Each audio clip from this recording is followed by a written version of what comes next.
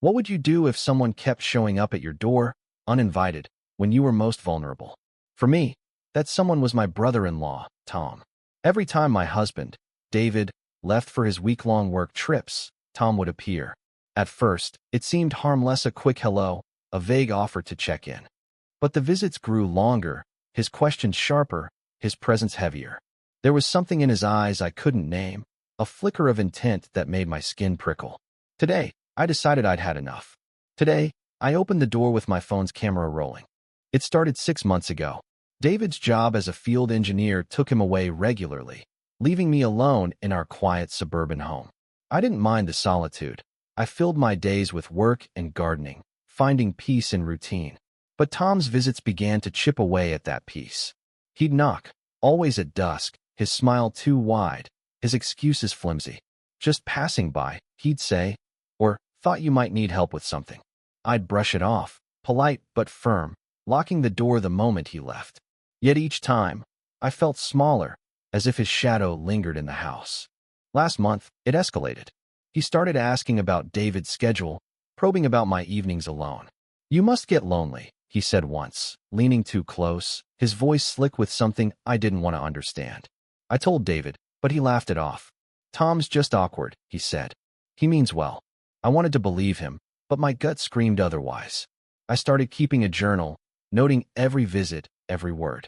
I bought a small security camera for the porch, but Tom never did anything blatant enough to raise alarms. He was careful, always towing the line. Last night, I couldn't sleep. David was halfway across the country, and the house felt too big, too exposed. I kept replaying Tom's last visit, how he'd lingered at the door, his eyes scanning the living room behind me. I'd felt like prey. That's when I decided, no more. If he showed up again, I'd confront him, not with words, but with evidence. I charged my phone, tested the camera, and rehearsed what I'd say. I wasn't just protecting myself. I was reclaiming my home, my peace, my power. The knock came at 6:47 p.m., sharp and deliberate. My heart thudded, but my hands were steady as I grabbed my phone and hit record. I opened the door, the camera angled to capture everything. Tom stood there, his usual grin faltering when he saw the phone. "Sarah, what's this?" he asked, his voice tight. "I'm done wondering why you're here, Tom," I said, my tone calm but unyielding. "Every time David's gone, you show up. I'm recording this, so we're both clear. This stops now." His face shifted surprise, then something darker, like a mask slipping. "You're overreacting," he said, stepping closer. I held my ground, the camera unwavering. "Am I? Then explain why you only come when I'm alone. Explain why you ask about my nights, my life, like it's your business." My voice rose, fueled by months of bottled-up unease. He stammered, his charm crumbling. "I'm just looking out for you." He tried, but the words sounded hollow. I shook my head. "You're not welcome here anymore. Not unless David's home. Leave, Tom." For a moment, he didn't move. The air crackled with tension, my pulse loud in my ears. Then he backed away, hands raised, his eyes darting from the camera to me. "Fine," he muttered, turning toward his car. I didn't stop recording until his taillights disappeared down the street.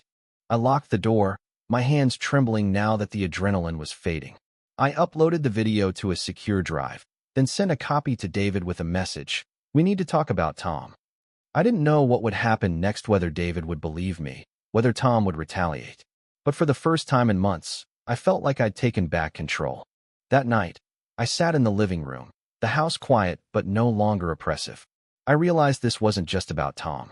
It was about trusting myself, about refusing to shrink in the face of doubt. I'd spent too long questioning my instincts, fearing I was paranoid. But I wasn't.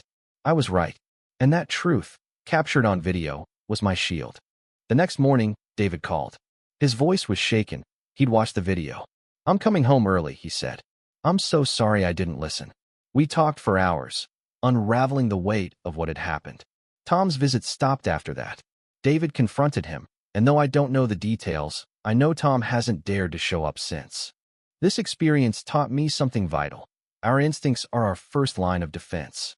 They whisper when something's wrong, and it's our job to listen, to act, to stand firm. I opened the door that day not just to confront Tom, but to confront my own fear. And in doing so, I found my strength. My home is mine again, and no uninvited shadow will ever take that away.